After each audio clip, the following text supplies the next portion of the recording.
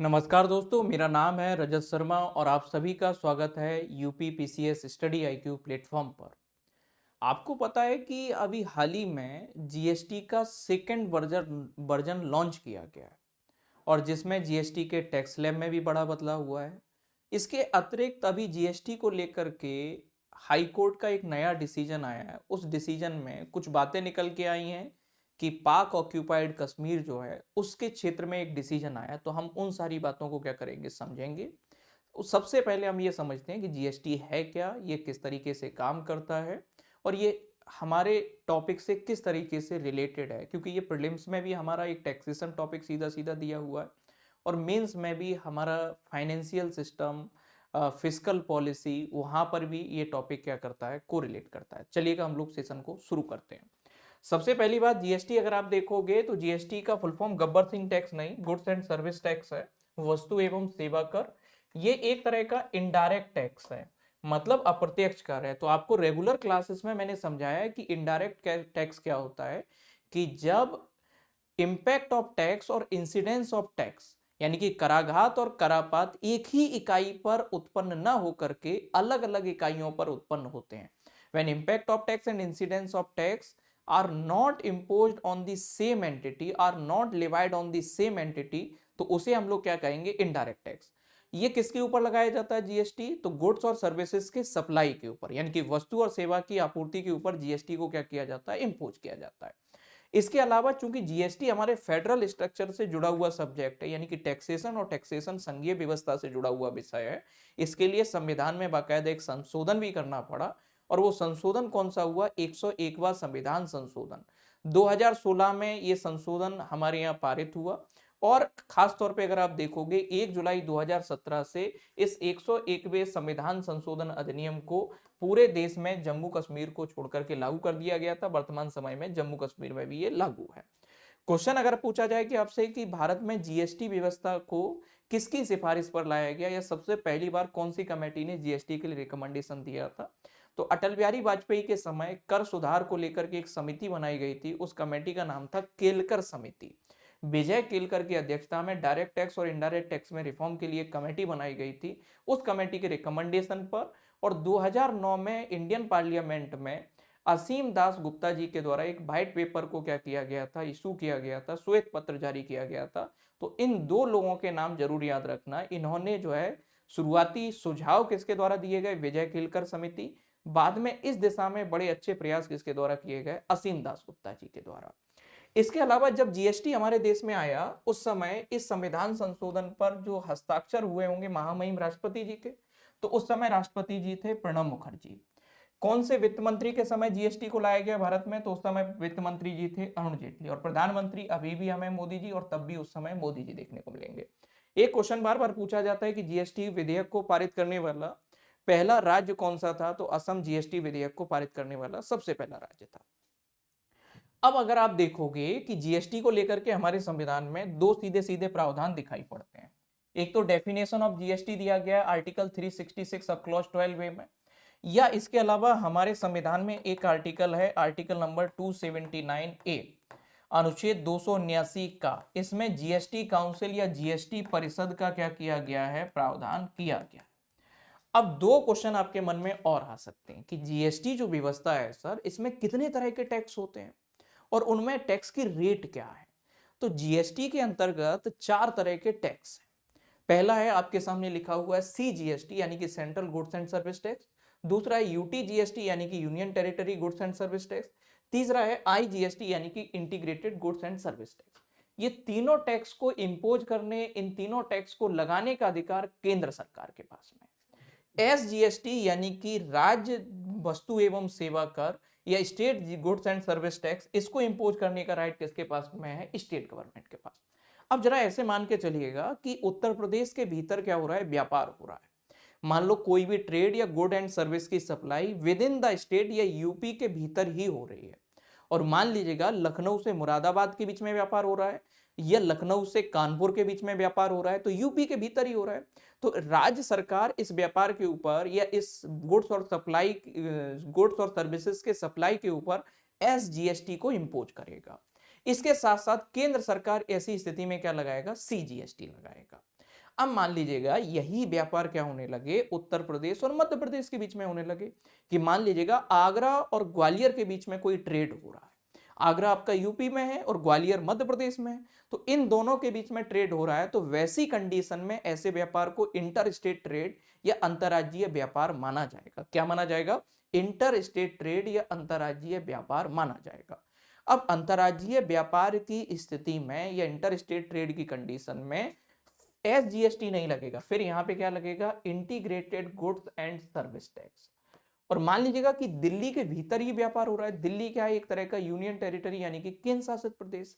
तो दिल्ली केंद्र शासित प्रदेश है, तो केंद्र सरकार यहां पर जीएसटी लगाएगी। और कौन सा जीएसटी लगाएगी? यूटी जीएसटी केंद्र सरकार के द्वारा लगाया जाएगा।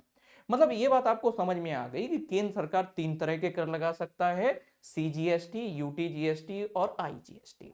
राज्य सरकार कौन सा जीएसटी लगा सकता है? तो एसजीएसटी को इंपोज करने का राइट किसके पास में है?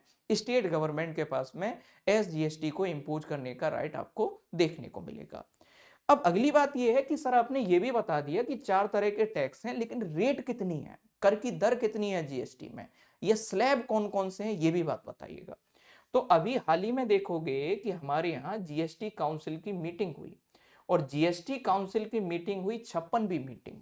56th मीटिंग जो हुई उस मीटिंग में एक डिसीजन किया गया और वो डिसीजन क्या किया गया कि जीएसटी जो टैक्स स्लैब है उसमें बदलाव किया गया है, जिसे हमने जीएसटी 2.0 नाम दिया है। ये 22 सितंबर 2025 से क्या कर दिए गए? इन सुधारों को लागू कर दिया गया। क्या है कि जीएसटी 2.0 से पहले जीएसटी 1.0 था, जो 2017 से लेकर के 2022 तक हमें देखने को मिलेगा। उस समय टैक्स की रेट 4 थी जीएसटी में, या टैक्स स्लैब 4 हुआ करते थे। एक 5% का था, एक 12% का, एक 18% का और एक 28% का। मतलब 2017 से लेकर के 2025 तक हमें क्या देखने को मिलेगा कि 4 तरह के टैक्स स्लैब हुआ करते थे जीएसटी रिजीम में या जीएसटी व्यवस्था में। 22 सितंबर 2025 से जीएसटी का नया रिजीम आ गया है या नया टैक्स स्लैब आ गया है और जिसे जीएसटी 2.0 नाम दिया गया है। इसमें अब 2 ही स्लैब हमें देखने को मिलेंगे, एक 5% का स्लैब और दूसरा 18% का स्लैब। इसके अलावा जो डीमेरिट गुड्स होती हैं या सिन गुड्स होती हैं या लग्जीरियस गुड्स होती हैं, उनके ऊपर 40% का जीएसटी क्या किया जाएगा? इंपोज किया जाएगा। तो मतलब प्राइमरली या मेजरली अब जीएसटी में कितने तरह के कर की दर रह गई हैं?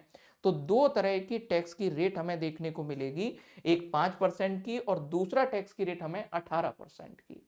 एक टैक्स दर जो रेट हमें 5% देखने को मिलेगी और दूसरा हमें 18% देखने को मिलेगी। 40% किसके ऊपर है? डीमेरिट गुड या सिन गुड्स या हमें लग्जरियस गुड्स के ऊपर हमें कितना देखने को मिलेगा? 40% आपको देखने को मिलेगा। ये बात को क्या रखना है? आपको ध्यान रखना है।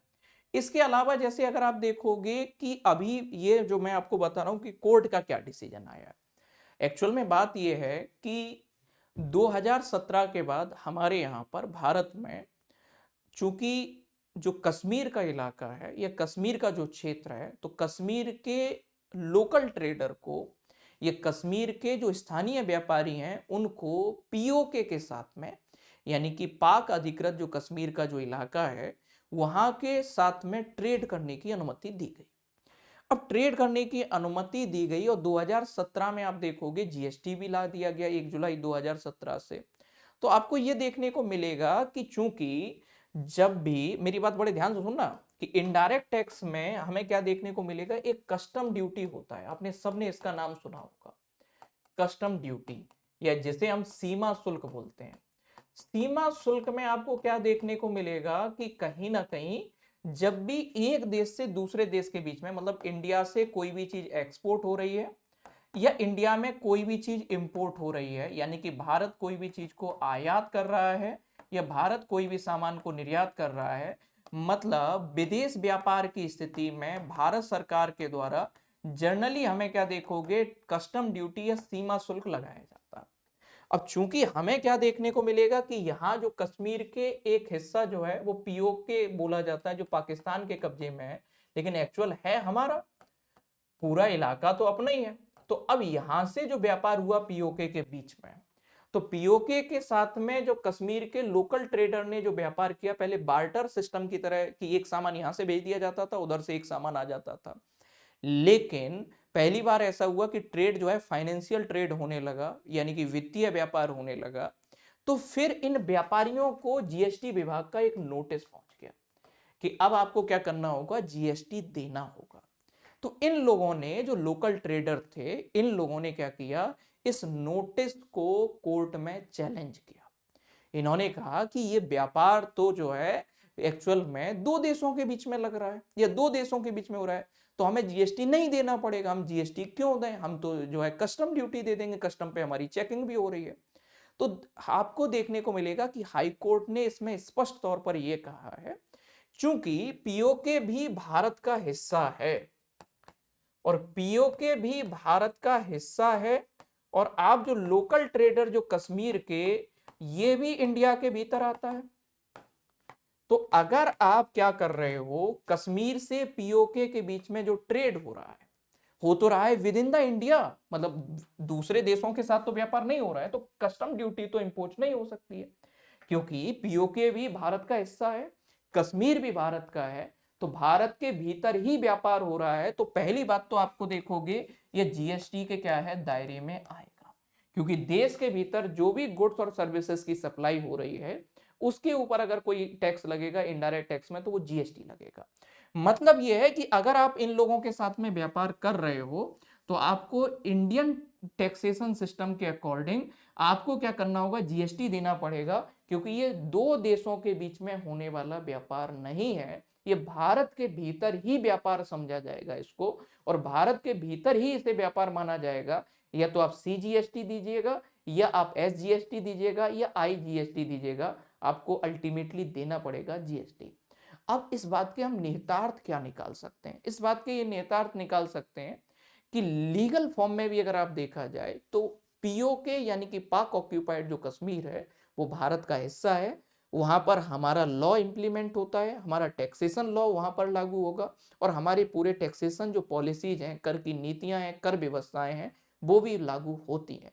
आप उसमें ऐसा नहीं कह सकते हो कि वो तो देश से बाहर है, वो हिस्सा नहीं है, तो उससे आपको छूट मिल जाए, ऐसा नहीं है। अगर वो हमारा मेनलैंड का एरिया है, भले ही उसने पाकिस्तान ने अनधिकृत रूप से उस पर कब्जा करके रखा है, लेकिन फिर भी जो है उस पर इंडियन लॉज और इंडियन टैक्सेशन जो पॉलिसीज हैं वो क्या होंगी, इंप्लीमेंट होंगी। बने रहेगा यूपीपीसीएस स्टडी आईक्यू के साथ। ऐसे ही छोटे छोटे टॉपिक जो आपके एग्जाम के लिए बहुत इंपॉर्टेंट हैं, उनको हम आपके साथ में लाते रहेंगे। Thank you everyone.